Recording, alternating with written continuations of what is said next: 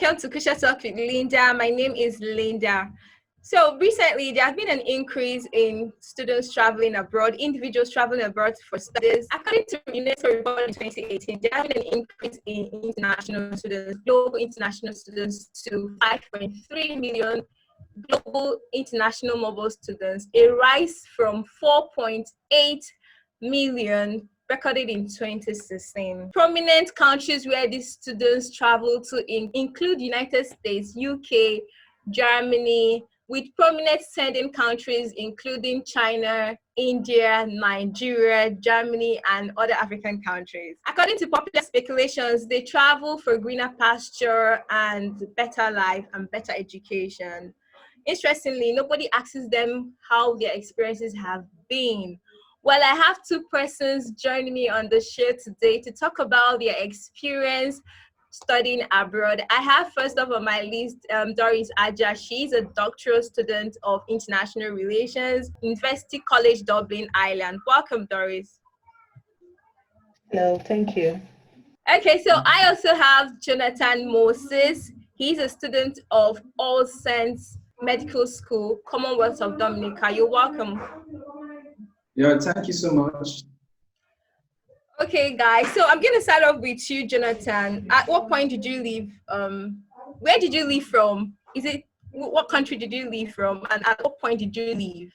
Yeah, I left from Nigeria.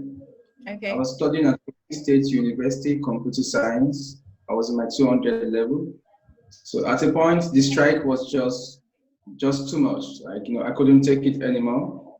So I decided to check online, and I found a school I want, Commonwealth of Dominica, North America in the Caribbean, close to Bahamas and Barbados.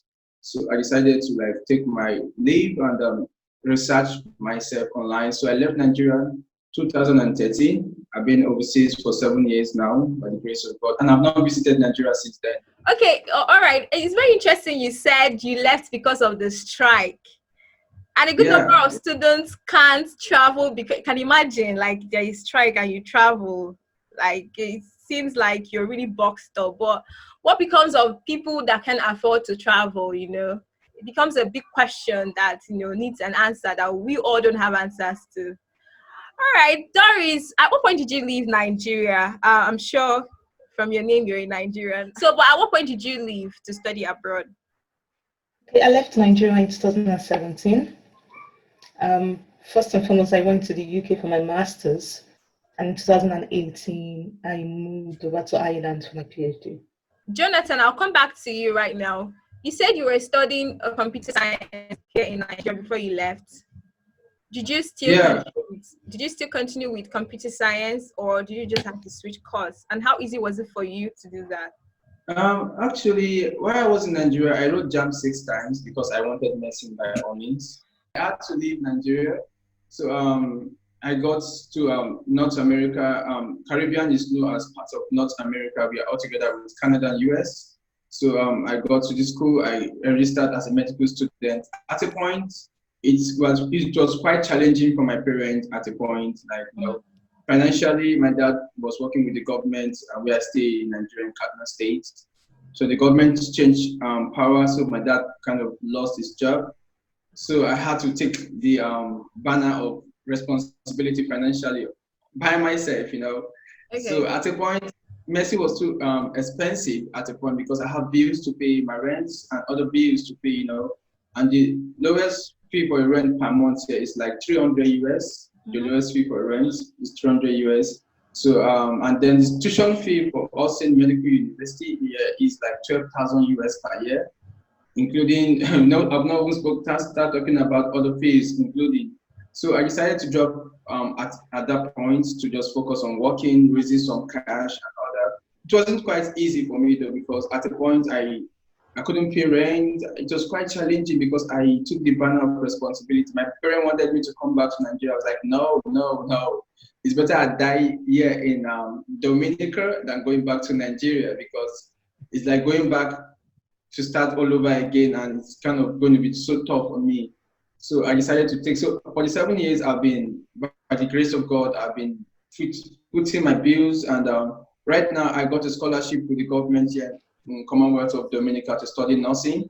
And they wanted me to go for medicine. I was like, let me just go for nursing. With subsequent time, if I'm so interested in medicine, I'll go back to medicine fully.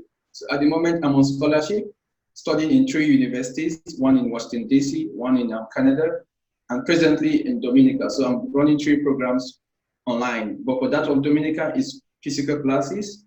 But at the moment, we're doing online courses because of the COVID-19 situation in the globe Okay. right now. All right. I'm going to cut you short there. You said you have scholarship. What percentage was the scholarship? Was it a full? Is it a full scholarship or 50-50? What's the percentage of your scholarship? It's a full scholarship. It's a full scholarship. 100% scholarship. Yeah, I agree so far. Okay.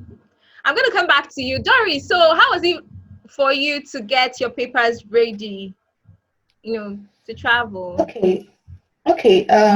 My 2 studies were scholarships, and I'm still on a scholarship right now. I had a Commonwealth scholarship for my master's, and I currently have the Irish Research Council scholarship. That's the Government of Ireland scholarship now for my PhD. So everything, they were fully funded. For my master's, actually, Commonwealth also sponsored my visa, my transport to and through the UK. However, here I sponsored my visa, but every other thing I've been sponsored by the Government of Ireland. Okay, so your cases are quite different. Jonathan, you didn't get a scholarship before you went there. So you're like in the shoes of typical Nigerian students or any other foreign student that want to travel. So how was it for you to get your papers? To get your visa? Considering that you're a guy, some guys will be like, nah, you're going to go there, you're not going to return, and all of that. Actually, it wasn't quite easy because Nigerian situation, getting visa going overseas is quite challenging. But thank God for my case, it was quite different. The favor of God was there.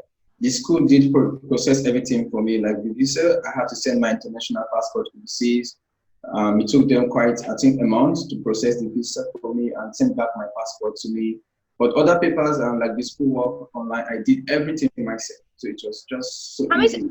How many times did you attend? How many times did you attend the visa interview? Actually, I only did online interview with the school. One of the registrars.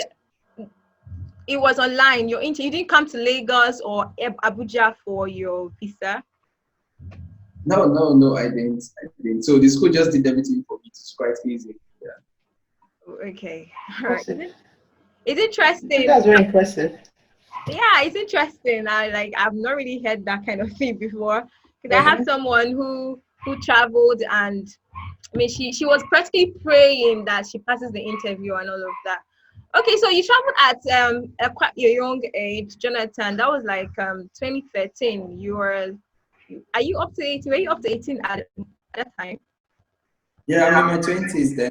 You were in your 20s then? Yeah.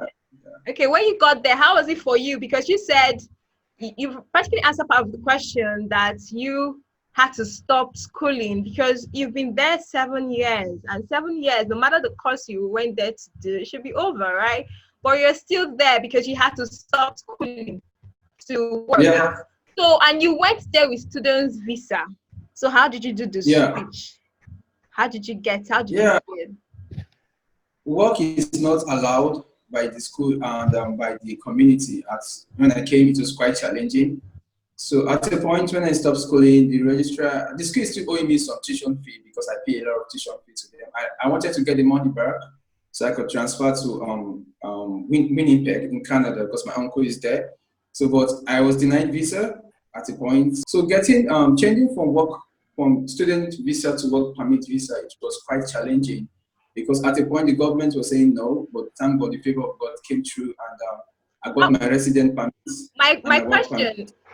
My question is, how did you do it? And we all know the hand of God is in the thing, right? But how did you do it? Because someone there would want to know how it can be done, Okay, I literally got a job, because for you to get a work permit over here, you have to get a job. So I met with someone who owns a company, and I explained my situation to him, and I tried to talk to him. He was like, wow, he loved a young minded person like me who is so zealous to make it in life, because him himself too went through a lot to get to the stage where he is, because he's a foreigner too, but he has his international passport, the Commonwealth international passport already. So he decided to give me a job. After a year, he gave me a letter to go to the government, because he has some connection with the government. So through that means, I was able to get my work permit and resident permit at the moment. Yeah. Okay, so invariably, you need to get a job first, then look for the work permit. But that is in Dominica. I don't think that's obtainable in US or UK. Okay, Yes, it is. It is. Yeah. It is. Okay. Work permit and student permit, right? So when you want to study in the UK and Ireland, you're given a student visa. In the UK, you'll be given a type 4, something like that. Type 4. Then here, you'll be given a stamp 2. And you are only entitled to work for 20 hours a week with this visa. So ideally, a full working week is 40 hours a week. But with a student visa, you cannot work more than half of that during term time. So in the UK, I think in the UK, it's just irrespective of your program. During term time, don't work more than 20 hours. But after term time, during holidays, you can work the full 40 hours. However, in Ireland, because of they try to standardize it. So from September, October, November, and up to December 15th, you can only work 20 hours. Then from December 15th to January 15th, you can work 40 hours. Then from January 15th, January, February, March, April, May, you work 20 hours. Then June, July, August, September, you work 40 hours. So for people trying to come, just know that because I wouldn't advise anyone to work 40 hours if you are trying to study. 20 hours is just good for you. You can work full-time during during the holidays, but during your term period, it's advisable for you to just stick to 20 hours, especially because you wouldn't want to have an immigration issue. Then, of course, if you want to change your visa, you would need to get a work permit. There are different categories. This is a discussion for another time. So, so this is what the situation is for students trying to come to Ireland in the UK. Okay, Doris, you actually spent a lot of time here in Nigeria. You've actually done your first degree before you traveled out. Okay, I'll probably say you traveled much more later.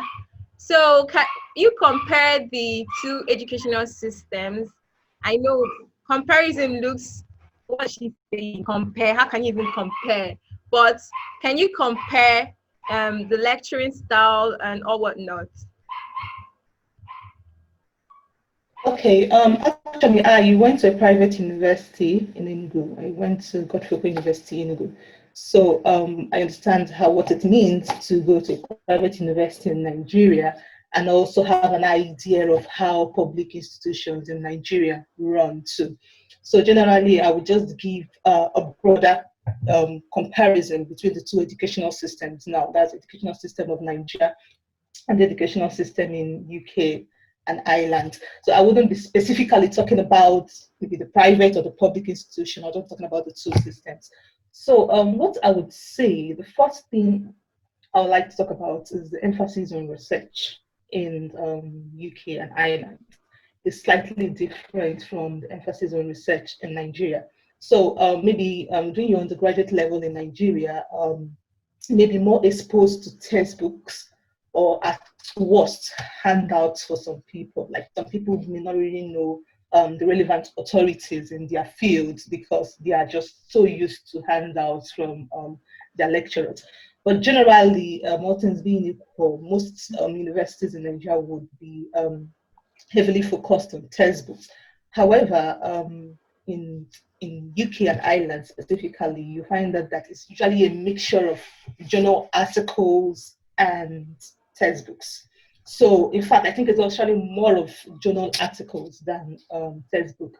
This way, from a very early stage, you are exposed to research from the very beginning, and you will know how to carry out research within your field, unlike a situation whereby you are in your final year and you write your research methods and you're going around thinking of how to go about writing your research. So in this particular situation, from the beginning, it just becomes a natural process in the sense that you just read through the way research are being present.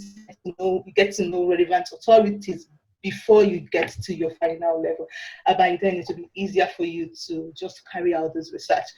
So, assuming you are coming in from, maybe, let's say, Nigeria down to a developed country, you'll find that you may have to brush up your research skills. No matter how good you are, you just need to brush up your research skills. And the thing is that the settings are different, both for the advantages and the disadvantages. The settings are different. So I think everyone should just be flexible for that. Secondly, another very important point I need to talk about is access to library materials. That's key. Most of our universities, even if I know that a few or a handful have e-libraries, it's very rare, very difficult. The internet supply is not sufficient also for students to access them, even when they exist in Nigeria. However, both in the UK and Ireland, and I know in other countries too, is so easy. You can access almost every material online. So right now, during this COVID-19 pandemic, it's so easy to study. It's so easy to study at home. See, everything is just as good as normal. You can access everything. I can access my textbooks. I can access my articles if I go home back to Nigeria or anywhere I am in every part of the world.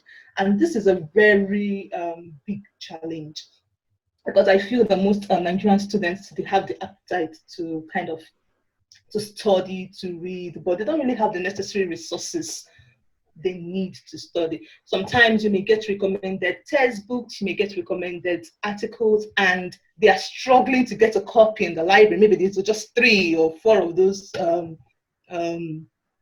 textbooks in the library, and they're just struggling to get it. Sometimes you may not be able to borrow it because it's short loaned, or you can't loan it, or things like that. So you find out that you may be having difficulties gaining all you need to gain in order for you to excel in your various fields of studies. So these are the 2 main things I can say when it comes down to education.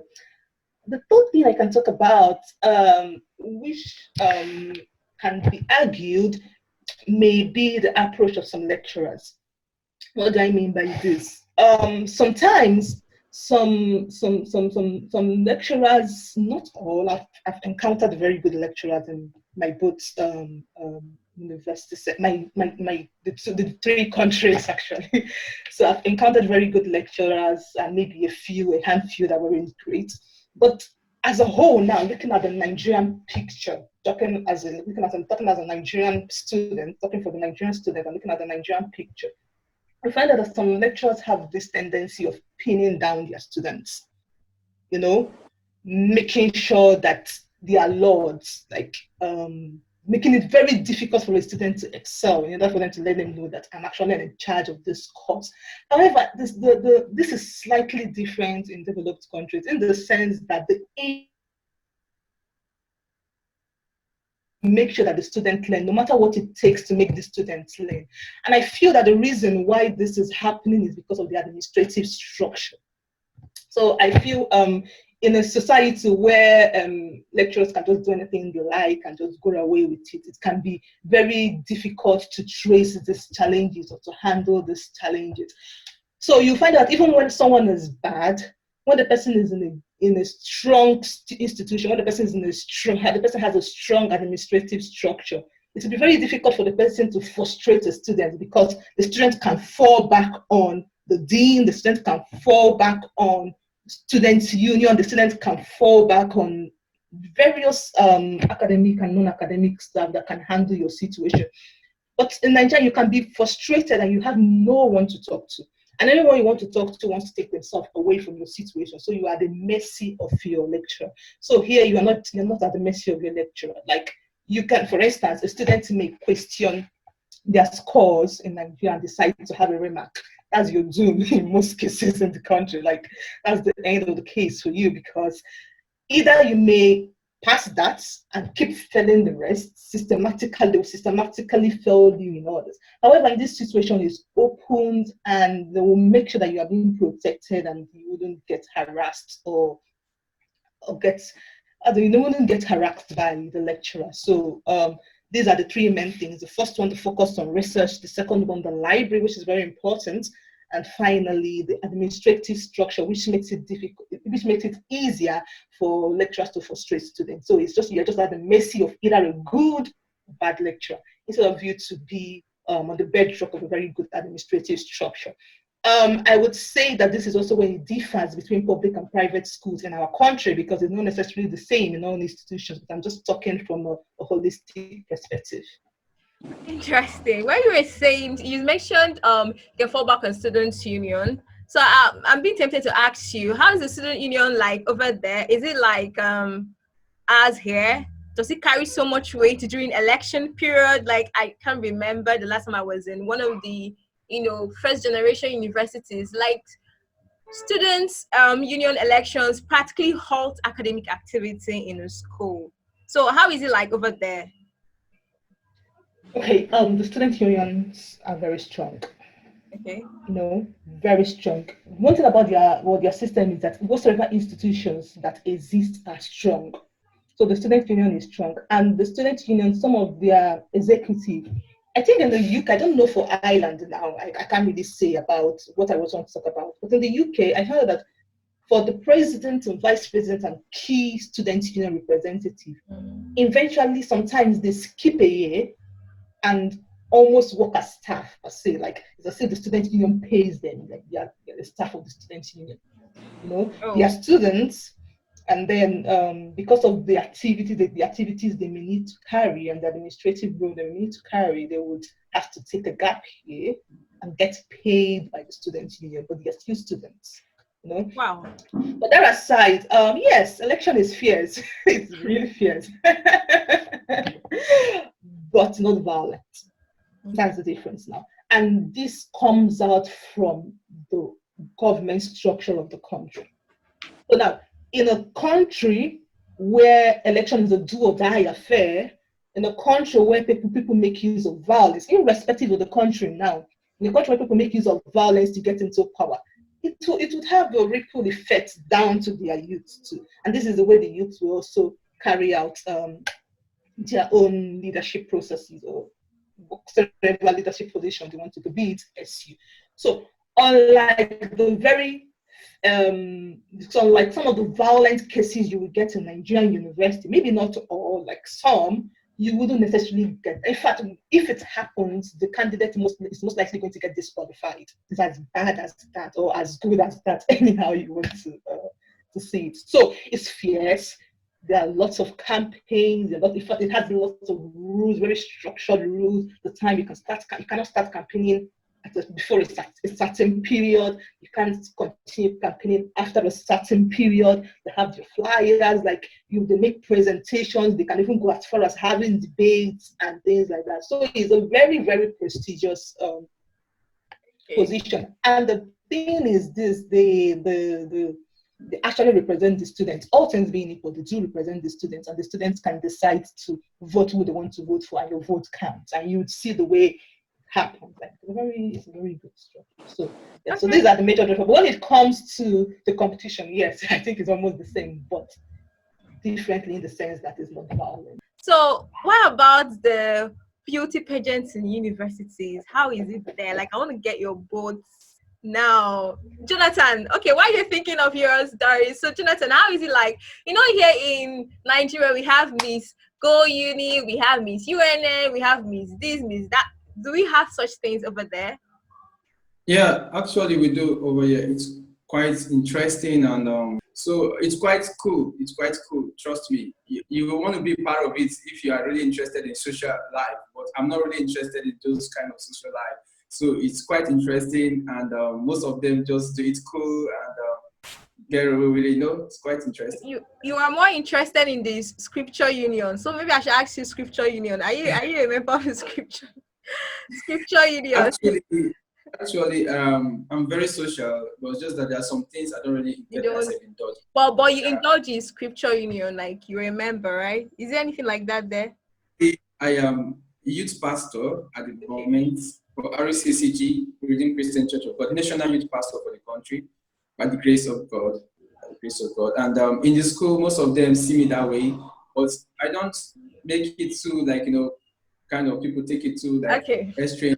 Yeah, Thank no. you. Thank you. All right, Doris. So, how is it like? You've been to three universities. Okay, two universities outside the country and one here in Nigeria. So it's like three universities. So, how is it the social activities, especially the beauty pageant part? I'm really interested in that part. So tell me, give me give me an answer to my To be question. frank, I don't really know if I've really encountered beauty pageantry stuff like that here. Maybe because I've not been looking for it. But when it comes to the social life is very vibrant. It's a very, very vibrant social life. They just know how to have fun when they want to have fun. Like it's crazy. It's almost like there's always something done at a very particular time. You just need to look for it. In fact, I get reports of some students trying to consciously block themselves. If you're not careful, if you aren't careful, you can get carried away as if you were like that. But coming from Nigeria and understanding the situation back home, I think you should you would actually advise yourself to dictate the type of social activities you want to attend. But there is always a social activity going on at every time, Mhm. and there are just lots of varieties for you to choose from. But for the beauty pageantry, I don't know. So I wouldn't be able to really talk about that. But I can't really say I've not actually seen any. Maybe I haven't looked for after this I'll try to find out if there's something like Miss UCD or Miss Tri Clyde. I don't know. But I don't really think so, but I'm not sure. Okay, thank you very much. If you're just joining, I've been speaking with Doris Aja. Doris Aja is a doctoral student of University College in Dublin. I also have Jonathan Moses. He's a student of All Saints Medical School in Republic of Dominica, Commonwealth Republic of Dominica. So right now we'll be going on a short break. When we come back, we're going to continue with the conversation, not after we've played a game. All right, not going to be right back.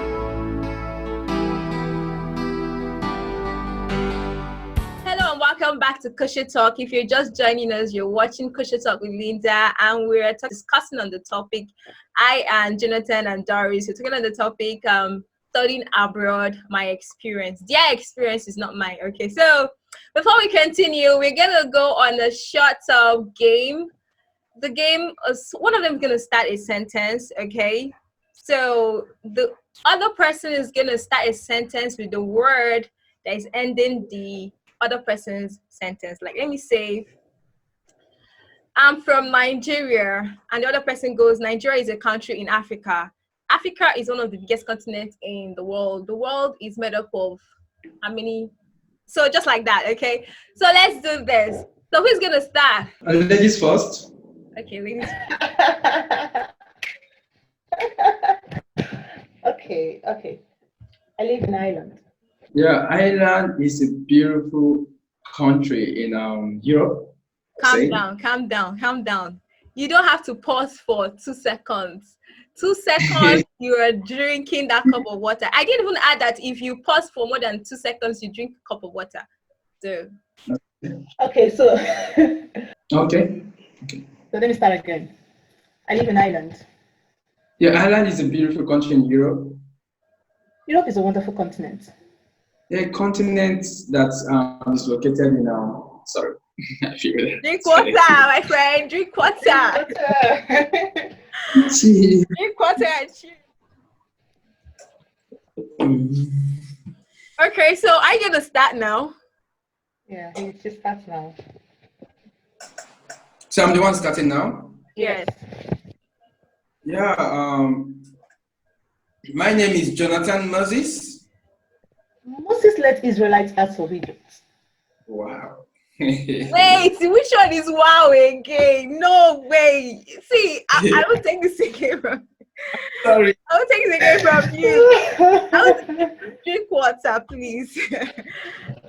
Until you drink 5 cups of water, then I can stop there. Drink another water, please. God, have I done this morning? Okay. Proteinous food. Food is lovely for the health. Bagam. I didn't hear what you said though. Drink Okay. water, my friend. Drink water. Drink the water. Maybe I should do it, Doris. So you see how it's done. Like, but you have to drink 5 first until I'm sure. Oh yeah, oh You yeah. must be a pro in this stuff because it's the first time I've been in the game. No, it's okay. Okay. Start again, Moses. I think you're Okay. used to Moses. I think you're already used to M-R-A. Wow. So maybe you remove it, then you work well. You play it well. Okay. I'll try my best. Okay. Enlightenment. Not one word. A That's sentence. a word. A sentence. Okay. The groom, bride, Brides are beautiful. ancient of days. What is that? What was that all about? No, that was lovely. You really wanted Must be very thirsty. Drink your water. This is the first one. The remaining one. Please let me see the water you're drinking. Please, no, that's unacceptable. Please, let it be halfway gone. Okay.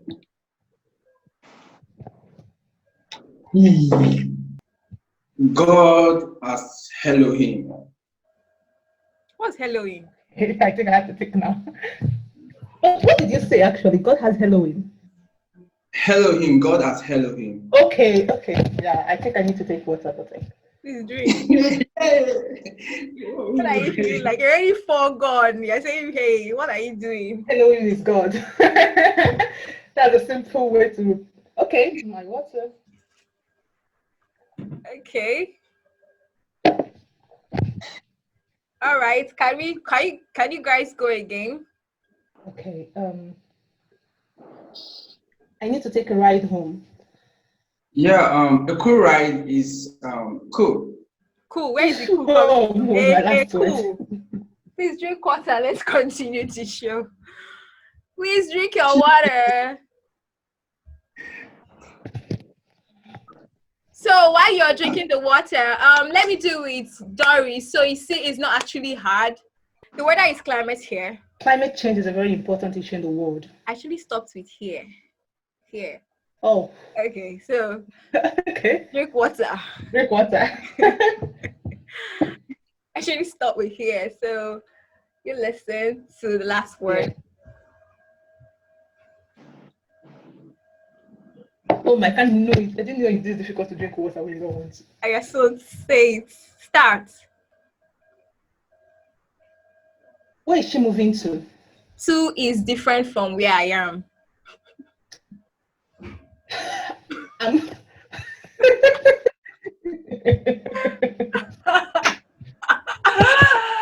It's different to where I am. Is that a logical sentence? I thought we should be making a good sentence. Drink water. Okay, so how did you go there? But I made a sentence. No, like I made a sentence. I made a sentence. What are you guys saying? But it's not a logical sentence. Please, we're making different kind of sentences. Oh my god. Okay. So I'm wearing a black top. Tops are good to cover your body. Bodies are straight, but mine is so slim. Slim bodies are nice. Nice is when I go out with makeup. Makeup is good sometimes. Times are fasting. What?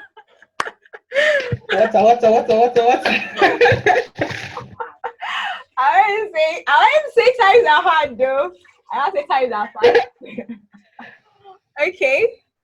Thank you so much, Doris. You're doing it for me, Thank you. Let her drink more water. The game is over. The game is over. It's not over. The game is over. You guys are doing over here. It's over. Okay, so let's let's move back. That was a good break. Let's continue with the show. I'm actually going to ask you this, Doris, because you are in a place almost where there have been recent not like recent, there have been recent demonstrations following the sparks in racial, discrimination. So have you witnessed any form of racial discrimination before?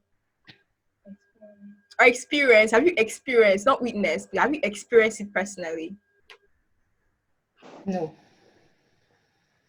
Doesn't mean it doesn't exist. It does.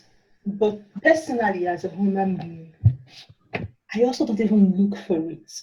So even when someone may have been racist towards me, I just maybe see you as a bad person. But I wouldn't say I have ever had a situation where I felt that someone treated me badly because of my race.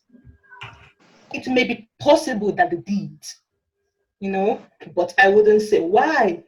I think personally, I try to have a very nice and good mindset. I don't look for issues, just look for issues where they exist, even when they don't, unless it's so obvious that somebody did something bad. I don't see people as good or bad. Now I'm talking about my personal experience. I generally see people like good or bad, and they can be good irrespective of their race, irrespective of their tribe, irrespective of their gender.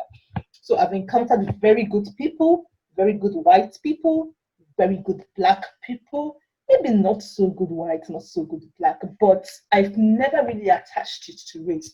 Maybe because maybe genuinely I haven't really experienced it, but I think most especially because I don't really pay too much attention to it. So I get some people that are more sensitive, some people can be a bit more sensitive, but even back home in Nigeria also, I also interact with people from different tribes. Okay, so it seems like this race thing is, if you have it at the back of your mind that there is something like racism existing, right, from what you've said. Okay, so Jonathan, you've lived longer there. First off, is the Commonwealth of Dominica, is there more of white people there than black, or black more than white? I wouldn't know because I've not been there. Yeah, the percentage of whites is just, let me just say 10 to 20%. They have more of black here, but most of them still kind of have some little percentage of racism in them because they all felt they are not from Africa. And I've traveled to several places in the Caribbean. I've been to St. Vincent and the Grenadines. I've been to Trinidad and Tobago, they call it Port of Spain. I've been to Bahamas. I've been to Barbados and Brazil too, So it's quite, the racism in those places in Brazil is higher because they have more white there. But in those Caribbean countries I've been to, the racism is not much because we're all blacks, but only when they hear your accent, as no, you're not from their place. And they don't really kind of criticize Nigerians so much. They love Africans so much, like over here in the Caribbean. They want to go to Africa, they want to be like Africans, and it's really helping us so well. So we don't have really much racism. It's just based on getting a job. It's quite challenging because they feel Nigerians will take over their country if they give them jobs. So that's racism. What are you saying? If they would give you a job, just like when you're having a xenophobic feeling. Okay, so you said that they like you Africans, they like Africans, and that kind of sparked up some thoughts I have. Someone told me one time that white people usually like African and African men. Maybe have you ever had any advances because you're African, you're of African descent and you're a man? Yeah, a lot. Because if you could check my Instagram page, I represent African a lot, my dressing and all that. So they love African. I have a lot of advances from them. If not for the grace of God, I would have married more than 10 wives. Woo!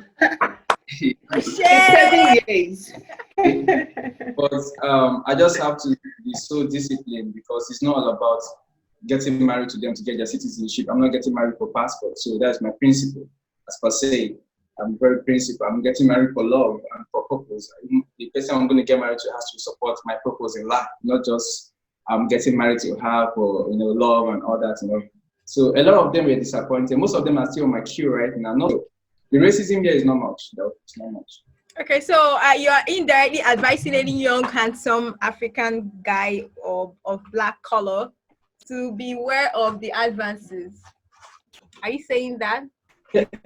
Yes. So we're Okay. gonna yeah, so we're gonna continue right away, and I'd like to ask you, okay, what advice do you have for someone who is aspiring to come and study in you've already said it, Doris, that you need to be focused, if not you'll be carried away with so many a lot of side attractions or social attractions. So but aside that, what advice do you have for someone, both male and female, that wants to come and study over there? Okay, that's Doris, right? Yeah. So the first thing I always say is when people ask is to plan ahead. And it's very important. When you want to do anything, irrespective of what it is, and precisely if it's to study outside your country, irrespective of your country, it's important that you plan ahead. So what do I mean by plan ahead? What do you want to do? Which course of study do you want to study? Which country are you interested in? Or what are the countries, the list of countries you are interested in? You have to answer this question sincerely. And the first thing you need to do is to look it up, browse online. The internet should be your friend. Google should be your friend. So you plan, and before you plan, you need information actually. So you need to know what you want to do and which country you want to do, what you want to do, and then you research and get more information about the programs. It's good to have lists, to have the programs, the countries, the requirements. The good thing about planning 2 or 3 years ahead is that you are better prepared. You will know that I want to do microbiology and I need the 2-1 from so university. You have to work towards getting the 2-1. You have to work towards getting the first class. You have to work towards getting whatsoever you want to get in order for you to stand out. Because things that we have over 7 billion people in the world, and in every sphere of life, things are very competitive. So you need to stand out. In order for you to stand out, you need to plan ahead.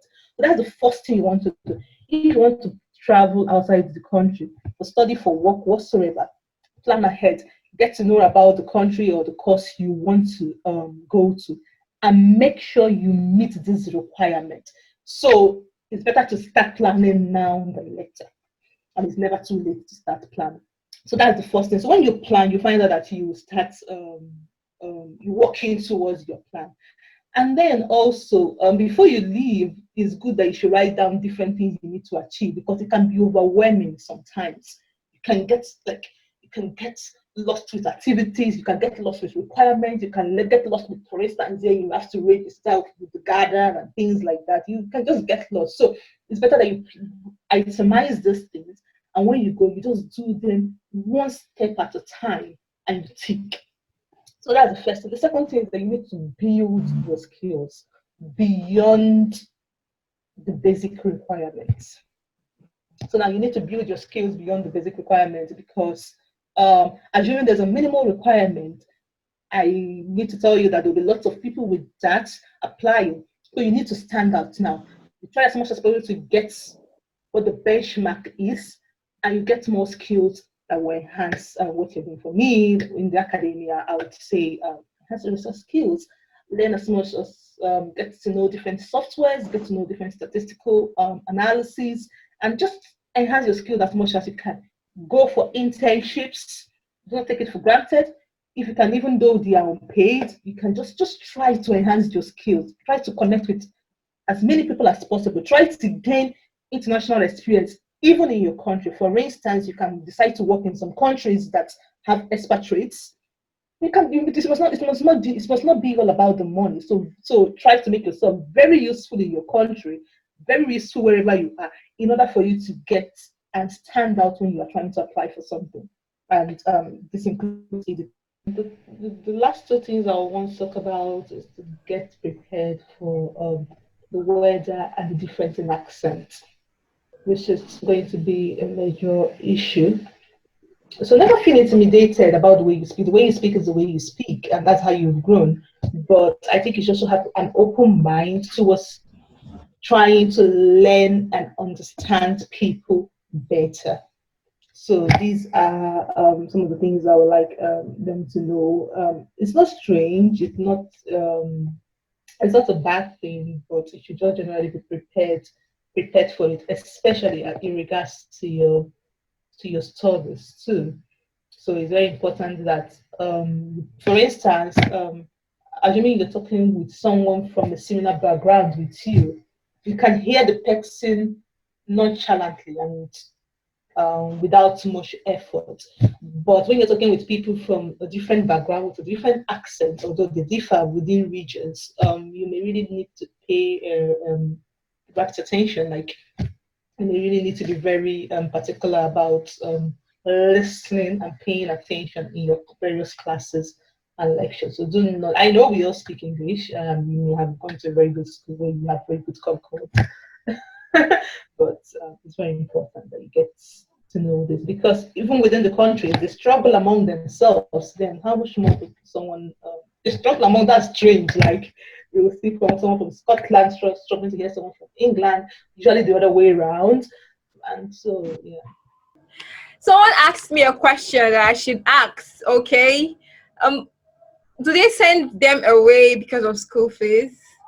I know you have to pay before you come, but the remaining part. Okay, it's very difficult to send you away, to be frank.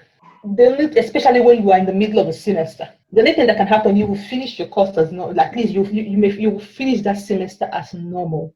But the disadvantage is that they may not be able to enroll you for the next semester, and you may not be able to have access. They may deactivate your account, because most things are done online. You check everything online, so you may not be able to find out your results. Assuming that's your final semester, you may not be able to graduate. Like, they will not enroll your name among the list of people to graduate. So it will not necessarily be them flowing you around. They will send you reminders. They will send you mostly emails. If you're having challenges, they may invite you to come over to have a discussion with you. They may tell you various options that are opened up to you in order to fund you. Some of them may actually give you a job within the university. For instance, they may want you to work as a library assistant, they may want you to work as a teaching assistant or a research assistant, in order for you to get the fees, the money that you can use to pay your fees. So this is how far it can go.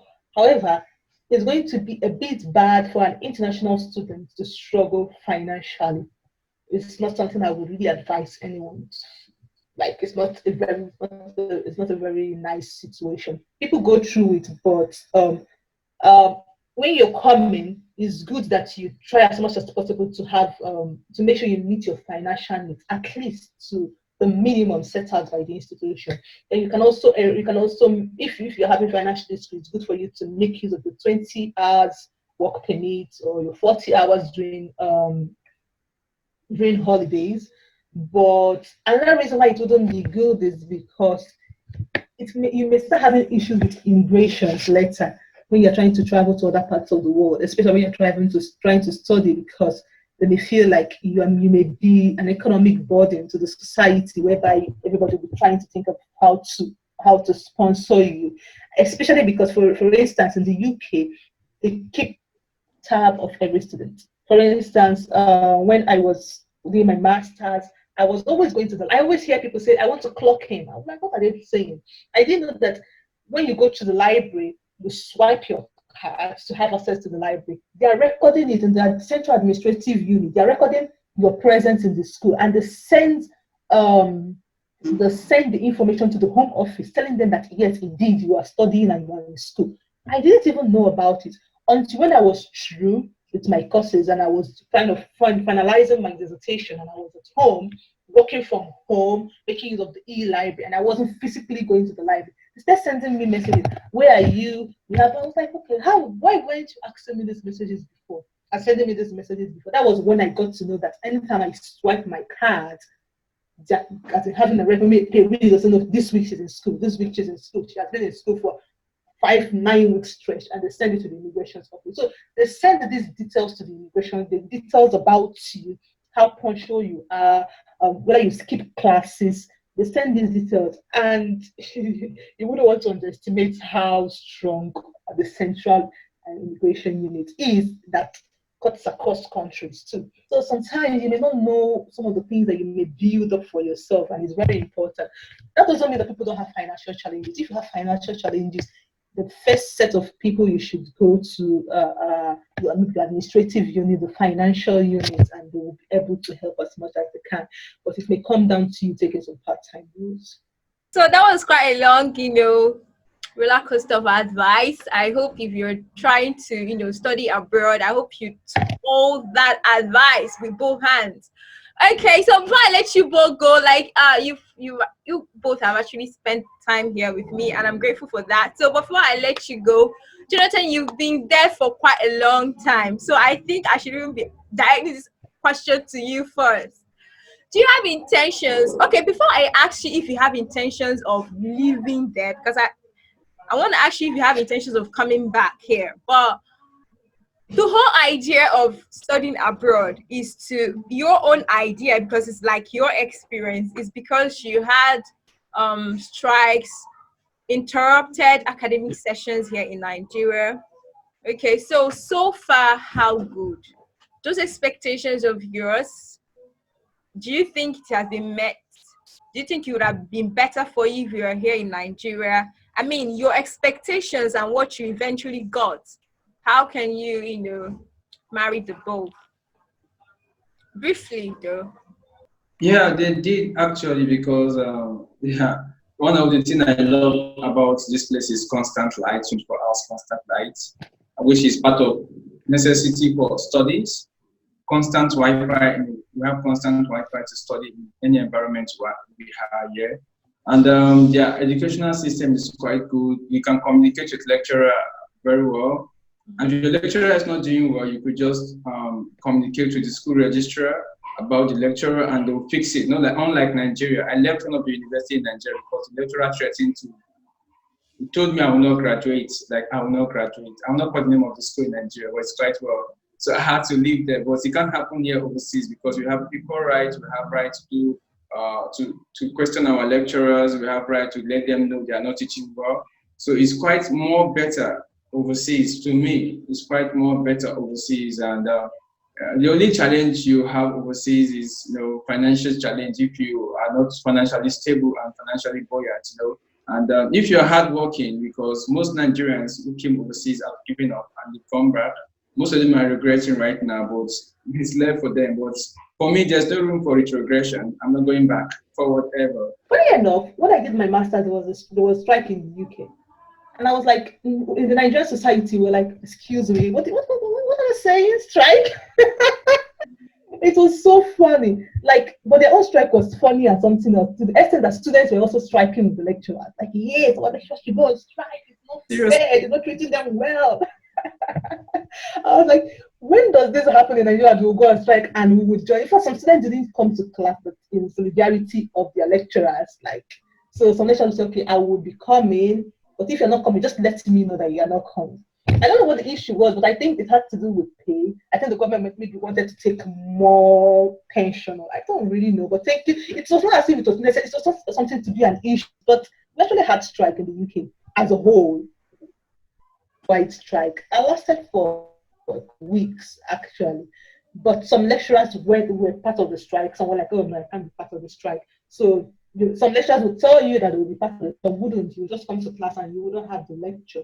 Why those ones that wouldn't have the strike? Most two major lecturers who didn't have strikes, so they still told us if you are going to go on strike with the teachers, you should let them.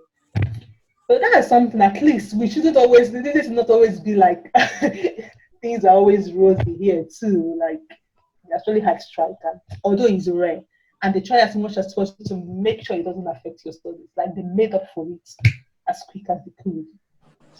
And on the basis of coming back to Nigeria, sure, I'll come back to Nigeria, but not now, because by the grace of God, next year I'll be getting my passport over here, like my citizenship and all that. So I think I'll just be visiting Nigeria for some occasions and all that. And I'd love to just settle in Canada. I'd love to settle in Canada and visit Nigeria time to time. And if Nigeria needs able hands to fix the country in the later future as time tarries, I'll be there to help them. Yeah. So you've drained Nigeria of your brain. This is brain drain right now. I have a lot of vision. I can't give up on my fatherland because that's where I was brought up.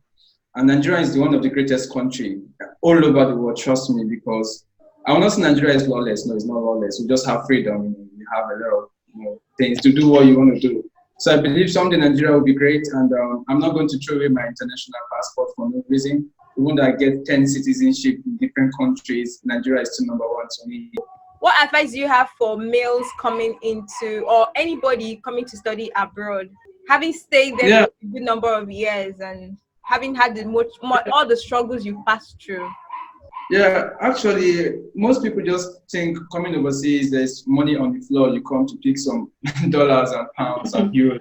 It's quite challenging than Nigeria. That's the first thing I would tell them out there.